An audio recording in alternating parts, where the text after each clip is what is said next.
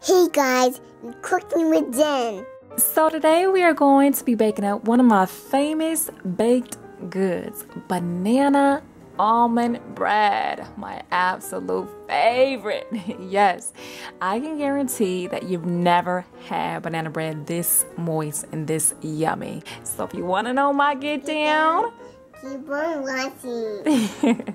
So what you're gonna need, your main ingredient, bananas, and you're gonna need between 2 to 3 depending on how much banana taste you'd like. I'm using 2, I always use 2, and 2 is just enough. Now remember, the more ripe they are, the better, the sweeter. So when your bananas come to be really black and soft, like they're no good, they're actually perfect. And my bananas here could have sat for about another 2 days, but I needed to make this video. 1/4 of a cup of chopped unsalted almonds, and if you don't like almonds, add what you like. 1½ cups of all-purpose flour, between a half to 1 cup of sugar. Now my original recipe calls for a cup, but these days I try to avoid using a lot of sugar when baking, so I use between a half to a third of a cup, more on the lighter side. But if you want that true banana bread goodness, go for that 1 cup, baby. 1 teaspoon of baking soda, a pinch of salt, 1/3 of a cup of melted unsalted butter, which is close to a half stick, 1 egg beaten, and 1 teaspoon of vanilla extract. Alright, let's get to it. So what you're gonna do is peel and chop up your bananas and toss them into a mixing bowl to be mushed, nothing extravagant. And as you can see, I got my little sous chef / baker making her guest appearance here to help me. She's always helping Mama bake. This is actually something that we do every weekend together. Yes, we bake. We bake, we bake. We love to bake.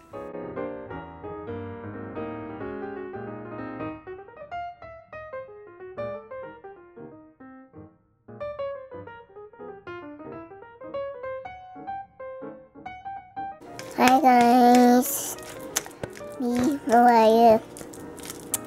I'm cooking with Mommy, and Mommy's smashing the banana bread. And there's Papa's here. Papa's not here. You have to point to the bananas, honey. Put on the bananas. What? Put on your wife? Yeah, the bananas. Point the camera to the bananas. No. Right there, there you go. Because they have to be able to see it. Okay, so our bananas are mushed, so we're gonna add in our wet ingredients. So go ahead and add in your melted butter and give that a quick whisk, followed by your egg and vanilla extract. And now we're gonna add in our dry ingredients. Here's my flour, and be sure to add little by little as you mix, as well as not to over mix. When you over mix when using flour, whatever it is that you're making, it's gonna develop gluten, which basically changes the texture of the food, making it real tough. And we don't want that. We want our bread to be super moist. And now it's time for that sugar. Add your sugar along with your baking soda, your pinch of salt, and your almonds. Let me say there are many ways that you can flip and jazz up this simple but delicious bread to make it even more delicious that I do. Sometimes I use nuts, chocolate chips, dried fruit. I mean, really, you can do so much with this bread. It's really your preference. Okay, so we're gonna preheat our oven on 350 degrees, and we're gonna go over to our loaf pan, and this is optional, buttering the base of the pan.